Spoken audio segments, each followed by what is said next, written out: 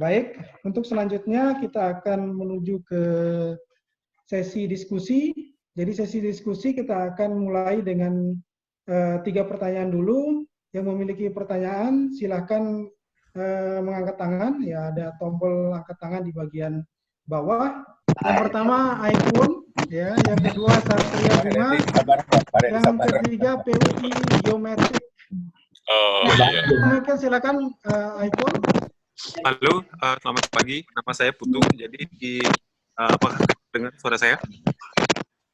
Baik. Iya Pak Halo? Awang. Ya Pak Halo? Putu. Ya, Ya. oke, Mas Nadi. Ini saya langsung aja bertanya, mungkin ke Pak Daryono atau nanti bisa dijawab Pak Daryono atau Pak Awang. Sebelumnya saya pernah membaca paper dari Pak Daryono yang di tahun 2000, di mana di situ dari paper beliau menjelaskan di mana merangkum gempa yang ada di Bali Utara. Saya ingin fokus berbicara sedikit di Bali Utara, di mana dari paper Pak Daryono tahun 2011 itu kegempaan di Bali Utara itu disebabkan oleh Flores Thrust Fault yang ada di bagian utara. Nah, kemudian saya ada sedikit penelitian kecil di mana dengan mengolah data satelit gravity di Bali, di mana dari section timur barat saya sedikit menemukan adanya anomali sesar di antara Bali bagian yang di tengah itu di mana di Buyan, Beratan, dan di bagian baratnya yaitu Negara. Apakah sesar tersebut merupakan sesar mendatar yang mana dari data kegempaan yang terakhir saya temukan yaitu pada tanggal 5 April tahun 2020 itu ada gempa kecil dengan skala 2,8 dengan hipocenter 10 km di daerah Busung Biu. Nah, pertanyaan saya, apakah zona sesar di Busung Biu itu merupakan sesar mendatar dan yang mendrive sesar tersebut dari Flores backout fault-nya atau yang dari bagian selatannya yang di Megatrust. Itu Pak. Kemudian mungkin Pak Awang, pertanyaan saya, apakah Flores backout fault itu ujungnya yang di bagian utara adalah di bagian utaranya Bali? Seperti itu Pak. Terima kasih. Baik, pertanyaan selanjutnya ke Pak Satria Bunaga. Silakan Pak Satria Bunaga. Ya, halo. Suara saya sudah terdengar, Pak Kusan? Sudah Pak. Oke, ya terima kasih. Jadi sebelumnya saya perkenalan diri dulu, nama saya Satria Bunaga. Dari penjelasan dari Pak Awang dan Pak Daryono tentunya, saya ingin menanyakan saya mengingat kembali lagi ke gempa Lombok tahun 2018 ya. Jadi ada rentetan di mana diawali dengan foreshock, menshock yang pertama dan menshock yang kedua. Dan di sana setelah data gempa itu direlokasi, jadi menshock yang pertama yang magnitude yang 7 itu berada di sebelah barat dari foreshock, dan yang menshock kedua 6,9 kalau nggak salah itu berada di sebelah timur dari foreshocknya. Nah, dari penjelasan Pak Awang itu saya jadi teringat kembali gitu bahwa Pak Awang tadi mengatakan bahwa di zona backout thrust itu memiliki beberapa segmen-segmen. Nah, dan pas kebetulan juga dari hasil relokasi dari gempa Lombok 2018 ini, hasil dari relokasi juga menunjukkan kejadiannya itu terjadi pada area rupture yang berbeda-beda. Apakah ini salah satu bentuk nyatanya dari penjelasan Pak Awang tersebut? Itu yang pertama. Yang kedua, dari penjelasan Pak Awang dan Pak Daryono menegaskan kembali ke kita. Kebetulan saya bekerja di Stasiun Geofisika Mataram. Yang menyambung Pak Daryono tadi ada static stress, ada efek pemicunya. Mungkin ini yang men-trigger satu sama lain. Nah, yang saya ingin tanyakan mengenai static stress seperti ini kebetulan kan di zona backout thrust ini kan ada beberapa segmen-segmen. Ya, pasti dari penjelasan Pak Daryono itu ada efek pemicunya sehingga memunculkan menshock pertama dan menshock kedua. Apakah dampaknya akan berbeda jika efek pemicu suatu gempa itu terjadi pada rupture area yang sama? Kalau yang ini kan rupture areanya berbeda-beda pada segmen yang berbeda-beda. Jadi kesimpulannya, apakah static stress ini atau efek pemicu suatu gempa itu apakah pengaruhnya akan berbeda jika masih dalam satu area rupture dan berbeda area rupture? Terima kasih. Baik, yang ketiga untuk season pertama, yang terakhir dari PU Geomagnetik. Silakan. Terima kasih atas waktunya. Bisa didengar Pak ya? Bisa, Bu. Iya. Nama saya Ibu Teti Zubaida. Saya mewakili PUI Geomagnetik Unram. Ingin bertanya, namun sebelum itu mungkin kami sampaikan sedikit informasi bahwa PUI Geomagnetik ini adalah sebuah pusat unggulan IPTEK di Universitas Mataram, dan kami mengkhususkan diri untuk mengamati ya, dan kemudian mengolah dan menganalisa data-data medan magnet bumi ya, khususnya di Pulau Lombok ini. Jadi kami telah membangun observatorium itu dan mengoperasikannya sejak tahun 2014 sampai sekarang. Nah, kaitannya dengan yang ingin saya tanyakan, yaitu tadi Pak Awang menjelaskan tektonik di Nusa Tenggara ya, dan juga Pak Daryono. Pak Daryono menyebutkan adanya zona transisi gitu. Sementara kalau saya, mudah-mudahan saya tidak salah ya, jadi kelihatannya tadi Pak Awang tidak sempat atau tidak menyinggung itu ya.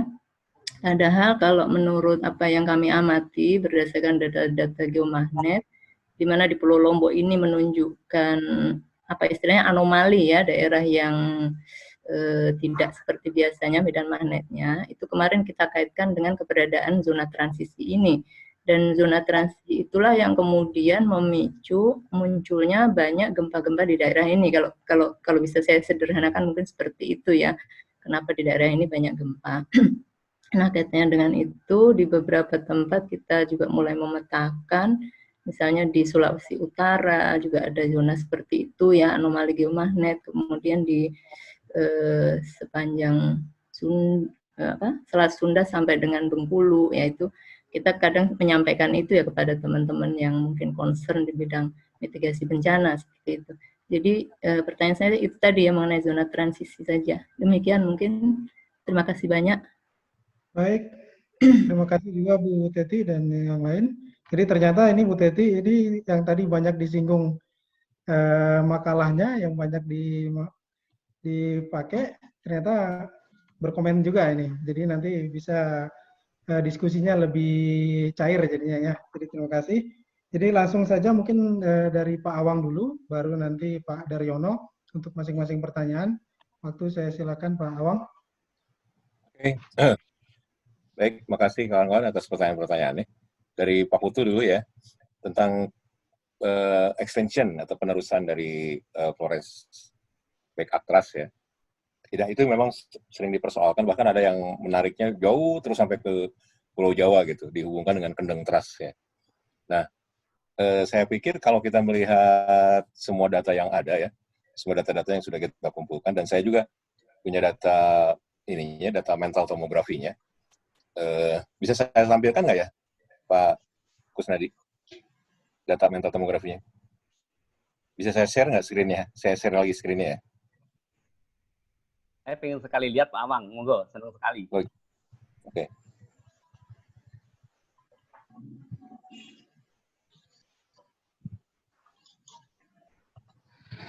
Nah, ini udah bisa lihat belum ya? Bisa terlihat Pak, bagus. Terlihat ya, oke. Bisa Pak, terlihat. Nah ini saya dapat juga dari Pak Sri ya, Prof. Sri Widiantoro ya. Ini kan untuk Bali nih. Terus kalau kawan-kawan lihat ini beach ball-nya juga masih menunjukkan pola-pola yang thrusting ya, yang sesar naik yang tadi ditampilkan oleh Pak Daryono di Lombok terus di Sumbawa gitu. Terus kalau kita lihat juga masih dari pola ini X aksennya ke arah sini, ini subduksi ya, ini subduksi gitu. Kalau dari sini mungkin nggak terlalu kelihatan karena kita membahas yang utaranya gitu. Tapi kalau kita membahas ininya, pola-pola ininya, dan ini kan ada sesarnya di sini nih.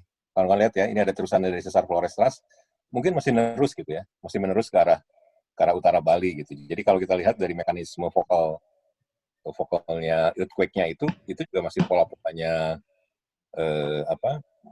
back atrasnya Flores gitu. Jadi pertanyaan Pak Putu, apakah dia masih menerus ke utara Bali? Saya pikir masih menerus gitu. Tapi kalau kita kemudian tarik lagi ke utara ya, tarik kan ada beberapa paper yang terlalu regional, seolah-olah itu ada kelurusan, itu ditarik terus saja ke sini langsung gitu. Ke Kendeng Deep, bahkan ke Kangean. Di sini juga ada ini Pulau Kangean gitu, ada Pulau Kangean dan pulau-pulau yang lain. Itu nerus ke sini. Saya pikir itu enggak gitu. Jadi saya pikir kalau kita melihat dari vokal mekanisme gempa-gempa ini, ya, dan itu juga sekaligus membuktikan bahwa kita punya terusan dari Flores Tras ini ke arah utara Bali, dan itu sendiri mungkin yang menyebabkan beberapa gempa di daerah ini gitu, yang tadi diuraikan oleh Pak Putu. Saya pikir masih terus Pak Putu untuk sampai ke arah sana. Itu untuk jawaban Pak Putu. Saya ini dulu ya. Saya stop dulu ini ya, stop screen-nya. Stop ya screen-nya ya. Nah, kemudian buat Pak Satria ya, Satria Mundaga yang itu gempa yang tadi dari 2018, memang kalau kita mungkin belum bisa menentukan apakah itu foreshock ya, sebelum kita mendapatkan gambaran gempa secara keseluruhan. Mungkin sesudah kita dapat beberapa kali gempa, baru kita menyimpulkan, oh itu kelihatannya itu foreshocknya gitu waktu awal-awal gitu. Baru nanti main shocknya pertama. Saya waktu terjadi gempa 2018 Lombok juga menduga-duga gitu. Jadinya itu yang pertama itu adalah si foreshocknya gitu, baru kemudian diikuti yang main shocknya yang lebih gede. Bisa saja Pak Satria itu yang terjadi memang foreshocknya. Hanya memang agak jarang ya di Indonesia itu kita bisa mengidentifikasi foreshock dengan baik gitu ya, sebelum ada gempa yang utamanya gitu. Kalau bisa kan sangat bagus. Jadi nilai mitigasinya akan sangat berarti kan kalau kita bisa tentukan foreshocknya dulu, mungkin beberapa hari kemudian akan jadi main shock, itu kan sangat bagus seperti itu. Tapi kan nggak gampang itu. Saya pikir semua seismolog pun agak susah gitu menentukan apakah ini foreshock dulu sebelum main shock yang utamanya akan datang beberapa jam atau beberapa hari berikutnya gitu. Nah, akhirnya sesudah beberapa kali gempa seperti yang tadi diuraikan Pak Satria, kita bisa tahu gitu. Ada foreshocknya dulu, ada main shock yang pertama, terus main shock yang kedua. Karena itu kan uraiannya sudah terjadi semua. Gitu. Nah, sekarang pertanyaannya, betul seperti yang tadi saya tampilkan juga di beberapa section seismik ya, memang dan secara umum juga yang namanya sesar itu, sesar naik apalagi yang gede ya, seperti Flores back atras itu tidak pernah terjadi secara simple gitu. Pasti itu kompleks gitu. Artinya dia banyak cabang-cabangnya. Nah, kalau dia banyak cabang-cabangnya artinya di bawah permukaan itu banyak sekali gitu rupture zone-nya, segmennya juga banyak. Hanya rata-rata mirip semua Pak Satria ininya, karakternya gitu. Kalau sesar naik ya sesar naik semua, arahnya juga mirip-mirip semua, hanya dia cabang-cabang aja gitu. Nah, pertanyaannya adalah, ini kan tadi pertanyaan Pak Satria kan di sekitar triggering efeknya gitu. Bagaimana kalau di satu rupture zone dari satu segmen sesar, dia kemudian akan memicu yang lain gitu. Seperti yang tadi diterangkan, mungkin yang satu main shock dia akan melakukan triggering dan deformasi di rupture zone yang lain gitu. Nah, saya pikir ini kalau secara geologinya, si sesar-sesar itu sudah ada gitu ya. Pada saat terjadinya itu saya yakin pada saat Pulau Lombok keangkat gitu kan, kemudian si Flores crust-nya itu tenggelam ke bawah, itu kan pasti akan bikin zone gitu ya. Dari tadi beberapa data seismik yang saya tampilkan juga memang itu tidak satu, tidak tunggal gitu. Artinya kita punya beberapa segmen juga otomatis membuka beberapa rupture zone gitu. Nah, masalahnya kalau nanti dia saling memicu itu yang mungkin nggak akan selalu prosedur yang pasti gitu ya. Misalnya kita punya gempa pecah di satu rupture zone gitu, terus akan memicu yang lain gitu. Itu belum tentu juga gitu. Nah, itu yang kesulitannya kita di situ gitu. Karena kita kan tidak tahu pasti reologi ya, kekerasan atau mungkin sifat elastisitas atau reologi dari batuannya sendiri gitu yang terlibat di dalam deformasi itu sekuat apa gitu. Kalau misalnya sekarang kita punya rupture zone yang sama gitu. Terus kondisinya memang dia sudah siap gitu, sudah siap untuk pecah, sudah siap untuk retak. Nah, itu yang bisa terjadi gitu. Hanya sekarang kita agak susah memastikannya gitu, apakah dia akan memicu gitu ke rupture zone yang lain ya. Jadi artinya agak susah Pak Satria untuk memutuskan seperti itu. Hanya memang kita sudah siap gitu. Artinya kita sudah ada pelajaran gitu ya dari kasus gempa di Lombok kemarin yang 2018, itu ada main shock beberapa kali dan kemungkinan juga ada di tempat rupture zone yang lain-lain, walaupun di kompleks sesar yang sama gitu. Nah, kecenderungan itu kan bisa terulang gitu ya. Bisa terulang untuk ke beberapa tahun yang akan datang kalau misalnya kita ada lagi model-model seperti itu gitu. Nah, karena seperti yang tadi diterangkan Pak Daryono gitu kan, yang di gambarnya itu kok banyak sekali gitu yang disebut multiplat gitu kan. Gempanya kok banyak sekali, atau mungkin earthquake swarm gitu, seperti itu modelnya, kan luar biasa banyak gitu. Nah, itu sendiri juga menjelaskan kepada kita, sekaligus sebenarnya di bawah permukaan itu kayak apa gitu. Kan kita sekarang menafsirkannya itu dari ini gitu, dari kegempaan-kegempaan yang ada gitu. Mungkin kapan-kapan kita bisa menggunakan data-data dari kegempaan itu yang begitu banyak untuk memodelkan atau mengetahui bawah permukaannya seperti apa gitu. Kalau kita lihat kan kemarin juga banyaknya di onshore Lombok ya terjadinya ya. Padahal kan sesar utamanya itu kan di utaranya gitu, di offshore-nya gitu. Nah, itu menarik juga buat saya bagaimana sih deformasi strukturnya itu antara hubungan Lombok Trust di utara, di offshore-nya utama dengan semua rupture zone yang ada di onshore Lombok gitu. Itu juga masih misteri sebenarnya.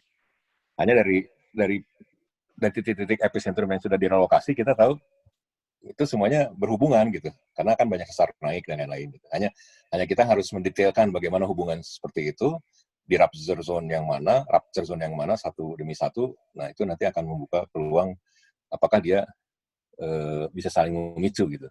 Karena yang kemarin itu saya yakin kalau sampai banyak begitu titik-titik gempanya ya itu pasti sudah terjadi triggering efek gitu dari satu zona rupture ke rupture yang lain. Mudah-mudahan cukup menjawab ya Pak Satria, nanti bisa kita diskusikan lagi.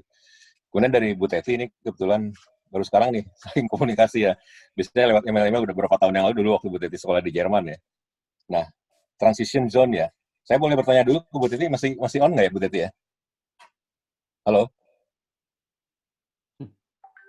Halo Bu Teti? Ya, halo. Oke, yang dimaksud dengan transition zone dulu yang mana nih? Biar saya terangkannya lebih pas gitu. Oh, kan gini, tadi ada zona subduction itu yang di bagian barat ya. Kemudian transition di bagian zone selatan ya? di bagian timur. Nah, di antaranya itu kalau beberapa paper termasuk yang diaju Pak Daryono tadi ya dari Lucian et al. Itu mengatakan di situ ada transition zone dan kami sendiri ya lebih cenderung seperti itu gitu. Kalau menurut Pak Awang bagaimana? Apakah memang ada zona itu dan kaitannya dengan kegempaannya seperti apa gitu? Oke. Ya. Jelas kalau saya pikir ya, kalau penelitian Bu Titi kan dari geomagnetik ya, melihat efek tektonik sebenarnya ya. Dari efek tektonik kemudian respon geomagnetiknya seperti apa. Kan saya pikir juga batuan juga akan terpengaruh ya secara magnetik kalau dia sudah teregang atau tertekan gitu. Nah, memang secara umum sih Lombok sendiri ya, baik Lombok maupun pulau-pulau di sejajarnya ya, sampai ke Sumbawa, Flores, itu sebenarnya berada di daerah transisi, ya transisi dalam tanda petik dalam hal ini ya, karena dia ada di dalam kontrol dari dua komponen tektonik yang besar gitu, satu dari selatan kan, satu dari utaranya gitu, yang dari selatan adalah subduksinya, kemudian dari utara adalah Flores Back Thrust-nya gitu ya. Nanti kalau kita bicara timur udah lain lagi itu sistemnya, lain sekali sistemnya ya, dengan pulau-pulau yang di sebelah baratnya gitu. Nah, otomatis itu akan terpengaruh juga Bu ke kegempaan yang terjadi ya. Nah, sekarang ini saya juga bicara yang tadi sering Pak Daryono bahas ya soal coupling gitu ya. Betul ya, saya juga beberapa kali diskusi dengan Pak Daryono soal coupling ini ya. Jadi kan kita para pemodel gempa itu walaupun saya bukan mengamati di kegempaan, tapi saya cukup aktif di tektoniknya. Kita kalau menyamakan antara subduksi lempeng di Sumatera ya, kemudian ke Jawa dan Nusa Tenggara itu beda-beda semua couplingnya gitu. Jadi artinya saya sering melihat kita jangan menyamakan model-model yang di Sumatera itu akan terjadi di Jawa gitu. Memang semuanya megathrust gitu ya, ada subduksi semuanya. Tapi kita harus lihat umurnya gitu. Umur oceanic plate yang dia subducted ke utaranya itu beda-beda gitu ya.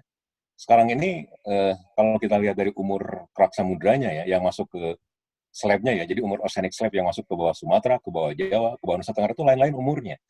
Dan itu makin tua ke arah timur. Jadi kalau di Sumatera itu paling umur-umurnya sekitar late Cretaceous ya, umur-umur si oceanic crust-nya itu. Nah, yang paling maksimum umurnya itu adanya di utara timur. Dan itu yang sudah melakukan rollback gitu. Sudah melakukan rollback ke arah utara dan membuka Laut Banda gitu. Itu yang tadi Pak Daryono sebutkan ada gempa di rise dan sifatnya sesar normal. Tadi ada beberapa ya. Nah itu benar-benar efek coupling, non-coupling sebenarnya gitu ya. Jadi kalau kita lihat semakin muda umurnya, semakin muda umur oceanic plate itu, dia akan menekan lempeng kontinental di depan itu dengan lebih kuat. Karena buoyant kan.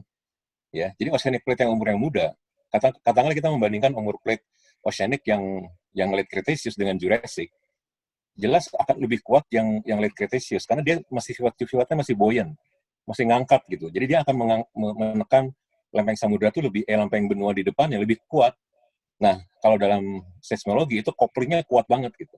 Jadi dia sangat menekan dengan kuat. Jadi kalau ada kegempaan kuat sekali gitu. Ya. Nah, begitu bergerak ke timur, ke bawah Jawa, terus apalagi ke bawah Nusa Tenggara, dia bukan lepas. Jadi tapi dia tidak terlalu menekan dengan kuat karena di situ sebenarnya sudah dalam proses rollback. Jadi Benioff-nya itu makin curam. Tadi kita lihat kan ya, coba kawan-kawan kalau iseng-iseng ya, bandingkan section motong utara selatan utara ya, antara Sumatera, Jawa dan Nusa Tenggara lain-lain.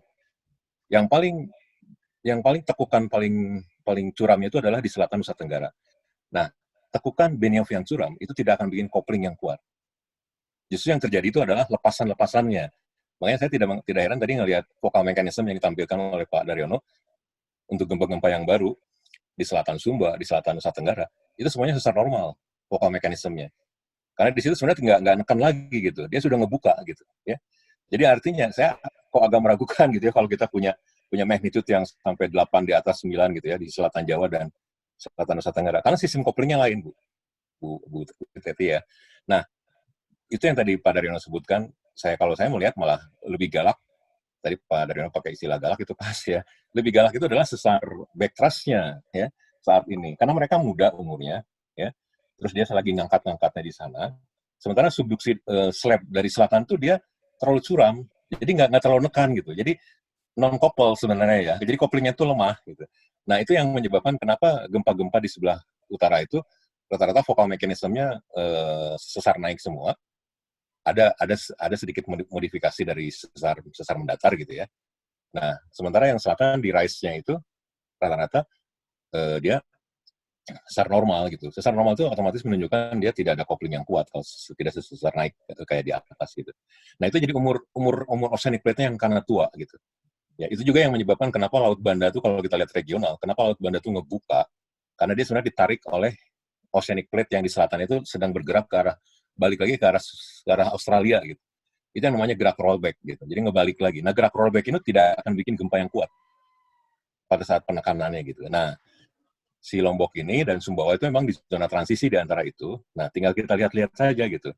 Saya pikir mungkin Bu Teti juga bisa menampilkan lebih detail dari respon geomagnetiknya ya.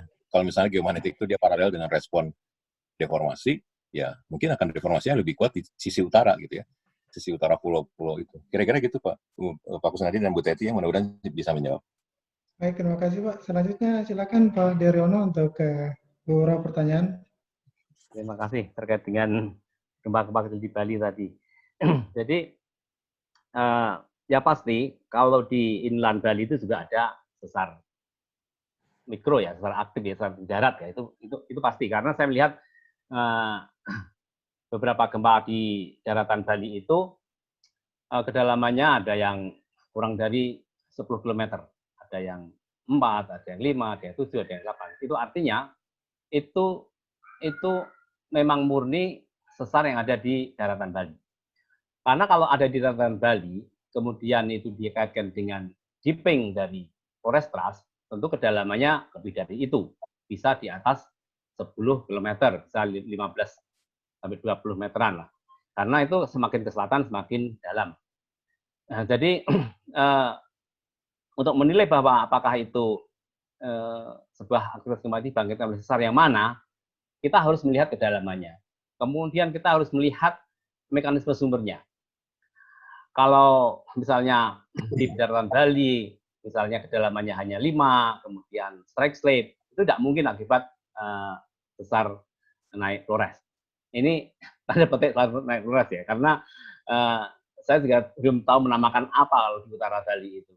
Karena saya waktu skripsi di GIFISIKA UI itu skripsi saya itu tentang identifikasi secara aktif di Bali dengan cara melakukan relokasi sumber gempa di Bali, karena sejak tahun 91 itu sudah digital network, sehingga kemudian saya plot itu dan kedalamannya sudah saya lokasi dengan baik lah dengan Hypo Inverse.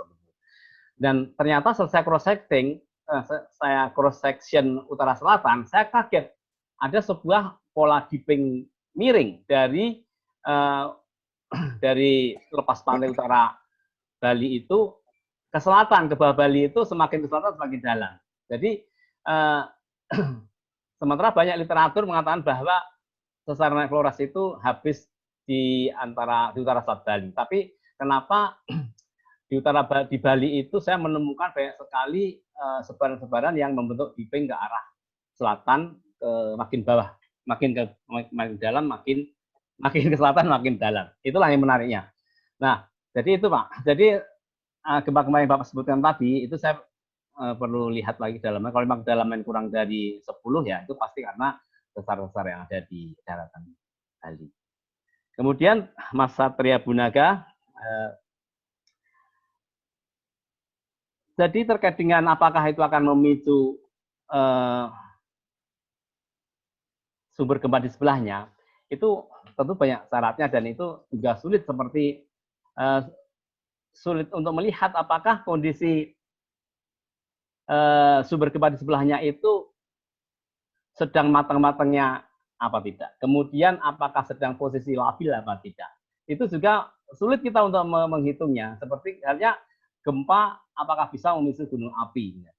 Nah, kalau misalnya kemarin itu kan gempa kuat di Lombok, tapi Gunung Rinjani tak bergeming karena memang kondisinya tidak sedang aktif dan magmanya sedang tidak cair, gasnya sangat tidak berlimpah, sehingga itu tidak segede apapun gempa nggak akan bisa menimbul. Tapi jika saat itu Rinjani sedang aktif, maka pasti akan terpengaruh. Nah, untuk membuat sebuah stres bisa memicu sumber gempa di sebelahnya itu juga ada syaratnya harus terpenuhi. Hanya untuk mengenali bahwa sumber gempa di sebelahnya itu siap untuk di-trigger apa tidak, itu yang bisa disebut untuk mengenali. Jadi seperti halnya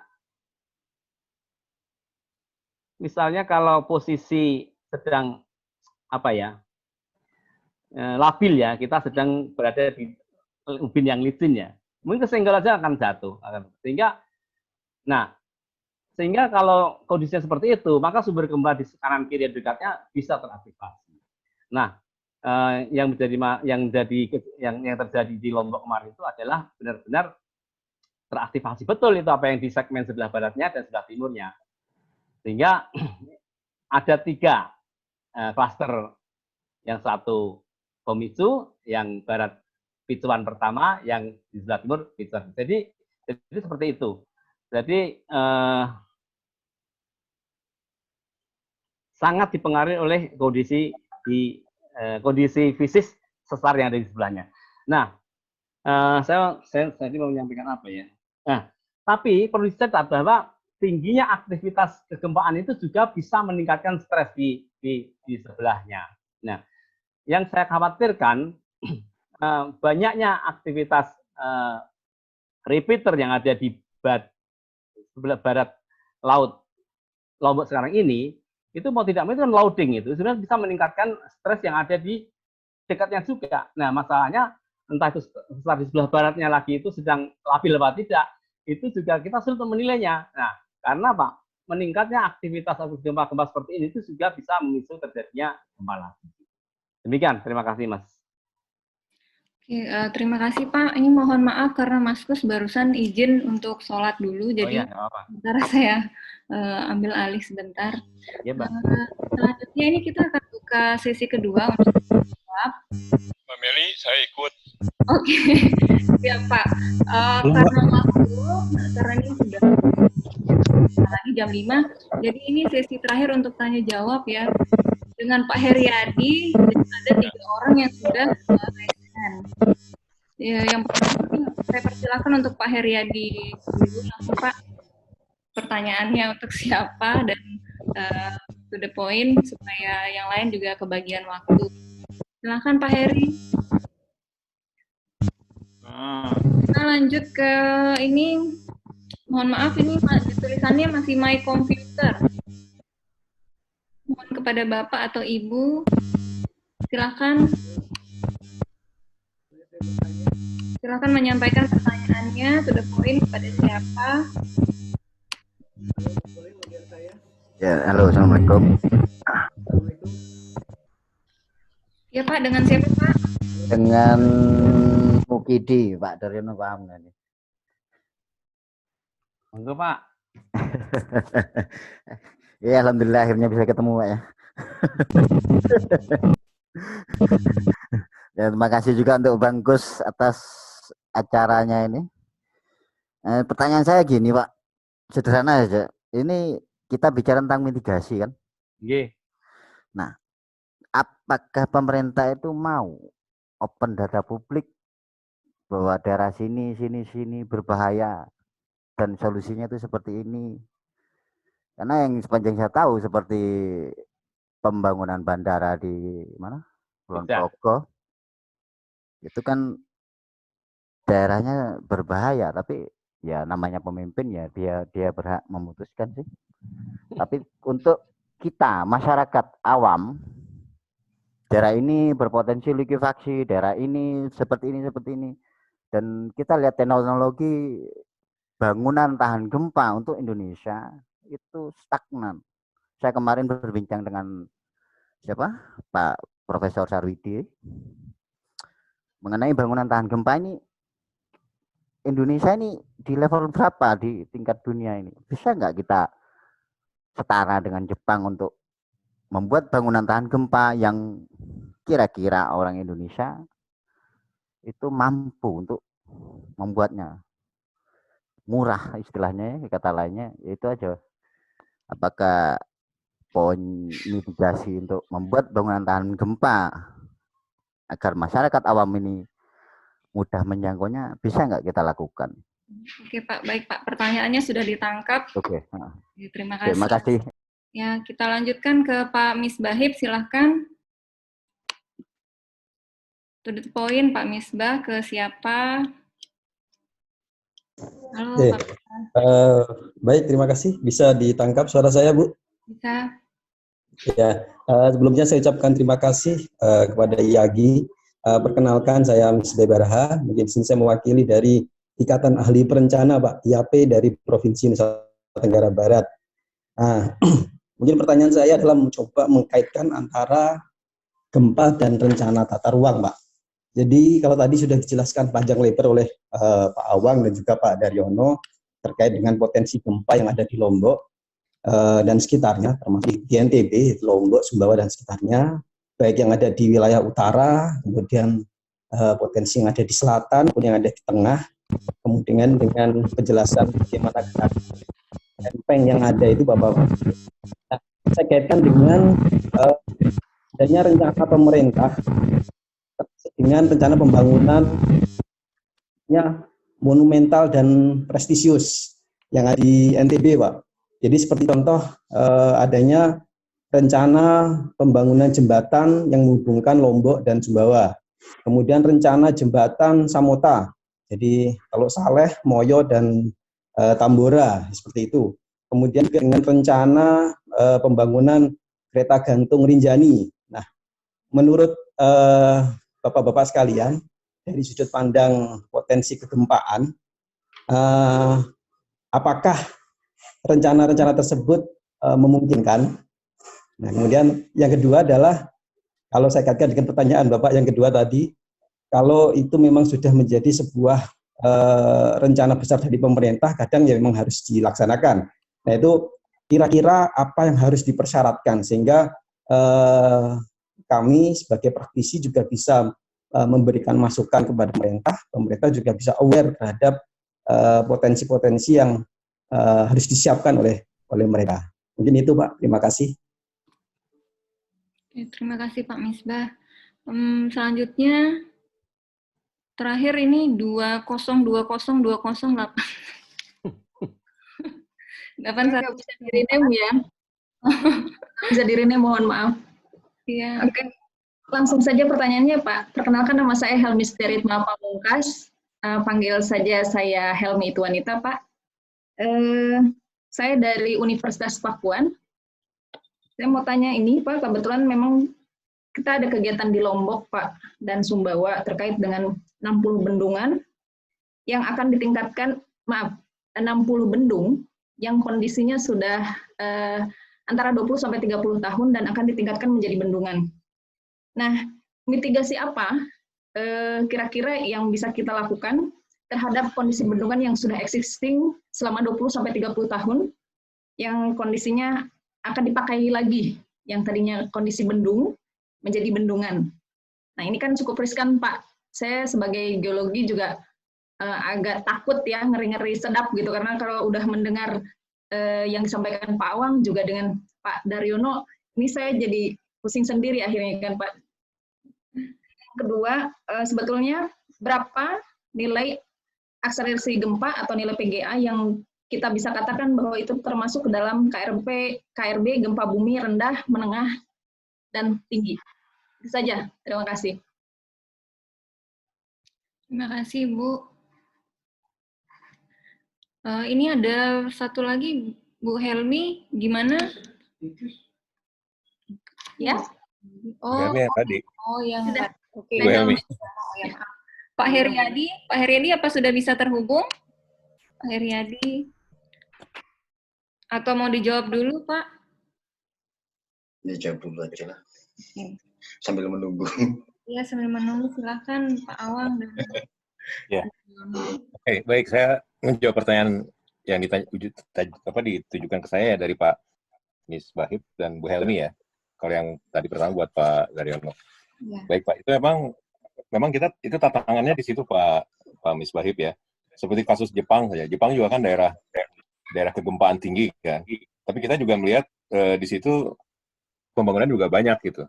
Ya, jadi artinya daerah yang kegempaan tinggi bukan berarti dihindari untuk dibangun, tapi kita juga harus melihat penataan. Kita belajar dari kasus Palu ya, Pak. Kasus Palu itu kan kita sudah jelas-jelas tahu gitu. Saya ambil dulu analogi ke Palu Pak ya, ke Sulawesi Tengah yang belum lama ini terkena bencana tahun 2018 gitu.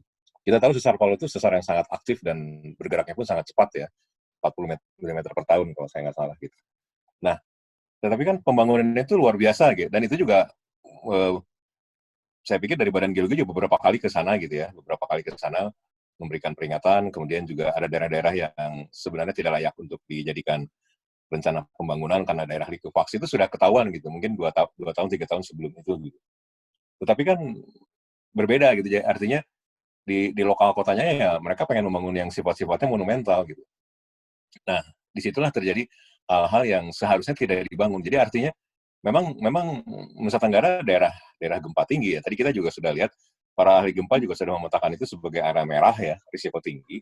Tapi tidak berarti tidak boleh dibangun gitu. Artinya kan itu hanya average secara keseluruhan. Tetapi kalau untuk pembangunan yang lebih detailnya itu harus perzonasi gitu.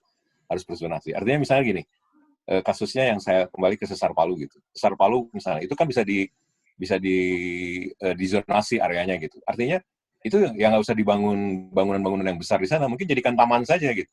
Jadi artinya kalau suatu waktu sesar Palunya bergerak seperti yang kemarin gitu ya, nggak terlalu banyak korban jiwa gitu. Itu hanya dijadikan taman aja, zonasi taman seperti itu gitu, sepanjang sesar Palunya. Kan itu bisa dipetakan dengan sangat detail gitu ya. Oleh para ahli juga gampang. Kita dari Google juga bisa melihat bahwa itu daerah zona sesar Palu gitu.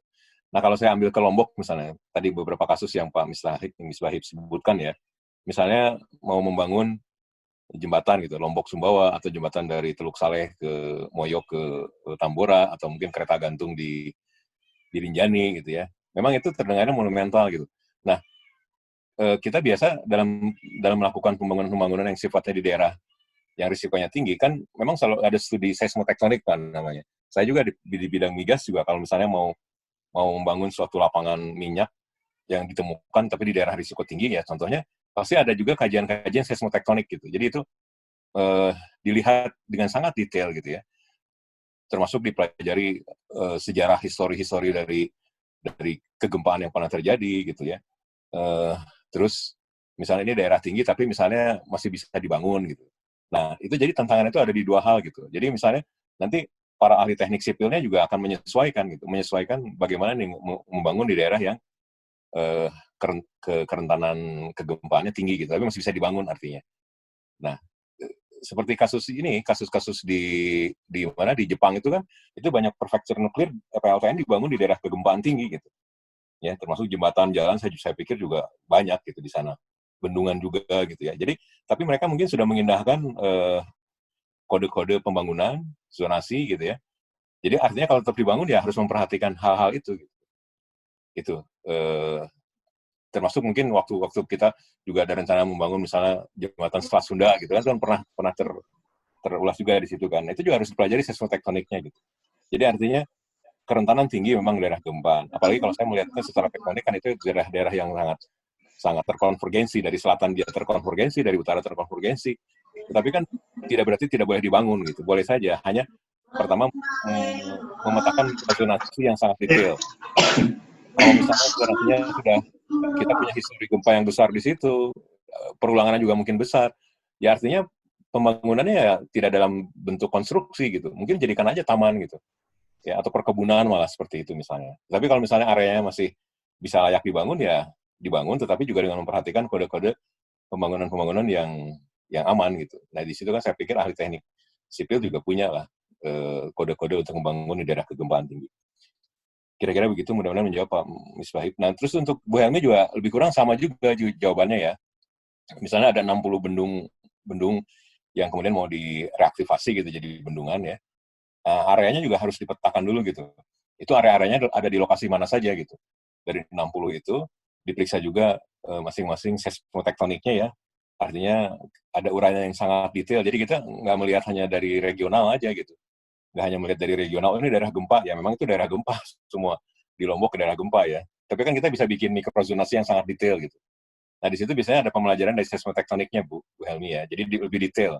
Kita melihat detailnya gitu. Nah artinya terus kita juga termasuk melihat historinya, apakah ada kegempaan dulu di daerah sana, terus juga bisa tanya-tanya penduduk apakah pernah kejadian gempa di bendung-bendung ini gitu ya. Nah jadi semua dipetakan dulu gitu.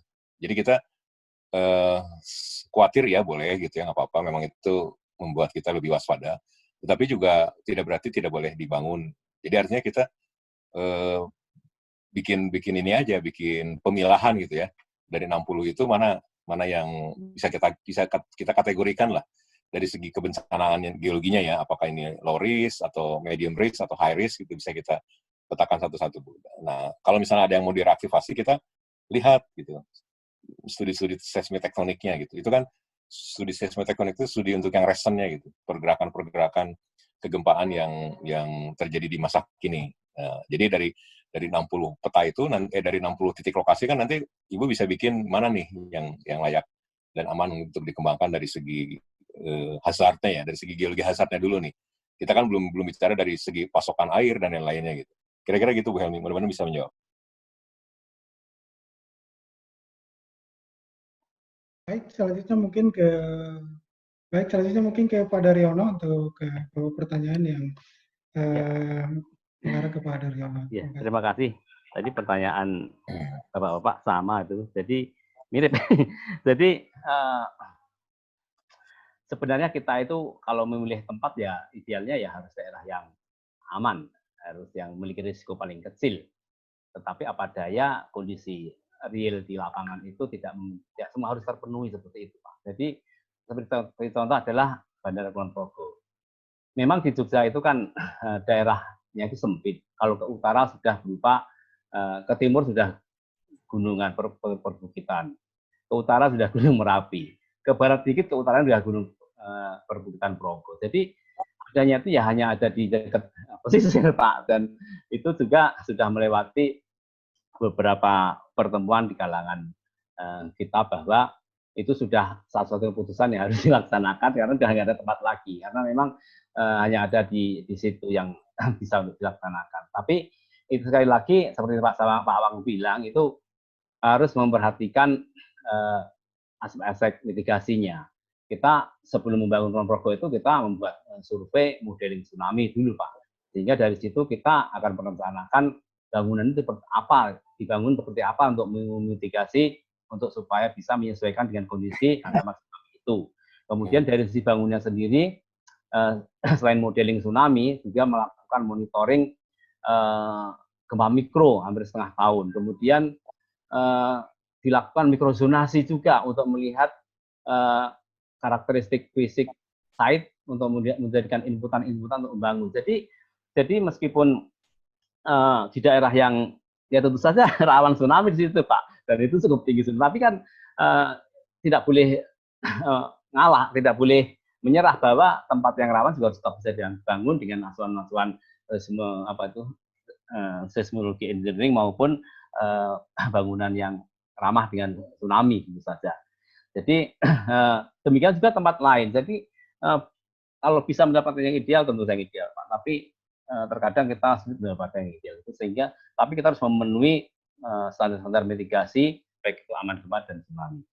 Kemudian terkait dengan pertanyaan Ibu tadi, itu memang ranah geoteknik ya Bu ya. Jadi mungkin saya hanya berpendapat di kulitnya saja bahwa untuk membangun bangunan infrastruktur itu harus melihat jenis infrastrukturnya. Misalnya bangunan sederhana dengan bangunan khusus berbeda. Misalnya bangunan sederhana di bawah 3 lantai memakai periode ulang 50 tahunan. Untuk bangunan di atas 3 lantai biasanya memakai 2.500 tahunan. Untuk bangunan bendungan besar sesuai dengan ICOL 2018 periode ulangnya 10.000 tahun. Nah, masing-masing periode ulang itu menganut hitungan probabilistik, seismik deterministik. Jadi maupun probabilistik. Jadi baik itu merujuk kepada sumber yang ada di dekatnya, juga berdasarkan sejarahnya. Jadi analisis PGA-nya nilai PGA minimal harus penuh itu akan didapatkan. Tapi tiap area akan berbeda-beda. Sehingga PGA harus dihitung sesuai dengan daerahnya itu. Jadi seperti itu. Terkait detailnya tentu teman-teman bioteknik yang bisa menghitungnya, Bu. Demikian, terima kasih. Baik, mungkin ini sebagai sesi terakhir karena waktu juga sudah, kalau di Lombok itu sudah 17 ya, 17 WITA, kalau di Jawa itu sudah 16 WIB ya. Jadi kita sudah dekat-dekat untuk berbuka puasa. Di Jawa mungkin masih ada 1,5 jam lebih untuk berbuka puasa. Jadi terima kasih banyak kepada kedua narasumber kita. Alhamdulillah materi yang diberikan sangat bermanfaat. Dan mungkin untuk kalau ada pertanyaan lagi nanti bisa di email di panitia. Melalui email panitia nanti akan kita teruskan ke masing-masing narasumber. Karena mungkin ini semua ada sekitar, tadi kalau kita catat ada 206 peserta, kemungkinan masing-masing memiliki pertanyaan. Nanti kalau ada silakan di email ke panitia. Jadi sekian mungkin dari kami. Saya serahkan mungkin ke acara Mbak Ameli nanti untuk menutup. Terima kasih. Assalamualaikum warahmatullahi wabarakatuh. Waalaikumsalam, terima kasih kepada Pak Moderator dan dua narasumber. Baiklah, sebelum penutupan, mungkin di sini karena sudah ada Mas Andar, Sekjen PPI YAGI. Halo Mas Andar. Ya, Mel. Bisa kami... Wajahnya mana nih Mas Andar, wajahnya? 2 patah kata untuk penutup. Sedang hujan nih Pak. Jadi... Atau sedang ada kesibukan? Boleh untuk penutupan ya? Ya. Tapi mungkin untuk rekan-rekan dan Bapak Ibu bisa mengaktifkan sebentar videonya karena kita akan foto bersama virtual. Sambil mendengar kata-kata indah dari Mas Andar. Silahkan Mas Andar. Oke, sebelumnya mungkin terima kasih YAGI Pemda Tenggara Barat sudah mengagendakan kegiatan yang sangat bagus dan positif. Terima kasih juga kedua narasumber, Pak Awang dan Pak Daryono. Keduanya nih senior saya nih. Jadi sebelum ditutup sebenarnya saya ada satu pertanyaan yang walaupun cukup sering bertemu dengan dua pemateri ini, belum sempat saya sampaikan. Mungkin saya sampaikan dulu ya, Mbak. Dijawabnya nanti aja mungkin nggak apa-apa ya. Tapi dulu kalau tidak salah Agustus 2016 itu waktu saya sedang bergeowisata di Alor, tengah malam itu karena suasana cukup sepi, saya merasakan gempa. Saya rasakan dan saya langsung cari tahu di BMKG bahwa ternyata memang terjadi gempa walaupun tidak terlalu terasa ya pada saat itu ya. Cuman yang membuat saya penasaran adalah karena kedalaman gempanya itu sangat dalam tuh. Kalau tidak salah lebih dari 400 km gitu. Nah, mungkin pertanyaan saya ke Pak Awang, apakah gempa-gempa dalam semacam ini dari sisi tektonik itu semata hanya karena konfigurasi slab pull dan slab buoyancy yang mengakibatkan sesar oblik turun, atau ada mekanisme lainnya tuh? Nah, kalau ke Pak Daryono, penasarannya adalah ini kan gempa-gempa dalam seperti itu jarang terjadi, Pak. Nah, hingga sekarang itu apakah masih kerap terjadi tuh, Pak? Karena kita sama-sama ketahui gempa-gempa dalam itu ketika magnitudonya cukup besar, nah itu potensi bahayanya jauh meningkat. Nah, itu dua pertanyaan saya sebelum penutupan. Tapi mungkin sekali lagi dari PP IAGI kami mengapresiasi kegiatan-kegiatan semacam ini. Barangkali dalam kondisi normal diskusi tentang tektonik dan mitigasi kegempaan ini hanya dilakukan di kelas-kelas gitu di kampus ya, atau di ruang-ruang seminar. Tapi siang dan sore ini diskusi-diskusi yang esensial semacam ini bisa masuk langsung ke rumah-rumah para pendengar gitu ya, ke kos-kosan para mahasiswa-mahasiswi gitu, sehingga sangat mendasar ini karena ini hal fundamental kan terkait tektonik. Oh ya, mohon maaf Mas, videonya apa bisa diaktifkan? Karena kayaknya banyak yang penasaran suaranya dari mana ya? Oh iya. Oke. Ya. Nah, gitu dong. Ganteng. Ini sedang hujan soalnya. Jadi ya kurang lebihnya demikian. Sekali lagi terima kasih bahwa materi yang telah disampaikan pastinya sangat bermanfaat, dan semoga apa yang sudah didiskusikan ini membawa atau membangkitkan awareness terhadap tektonik dan juga penggunaan bagi tidak hanya bagi para pendengar tapi juga bagi seluruh masyarakat Indonesia. Demikian Mbak Meli, saya tutup. Terima kasih. Wassalamualaikum warahmatullahi wabarakatuh. Salam. Salam. Waalaikumsalam. Terima kasih Mas Andar. Dengan demikian berakhir sudah webinar 2 dengan judul Potensi Kegempaan Kepulauan Nusa Tenggara.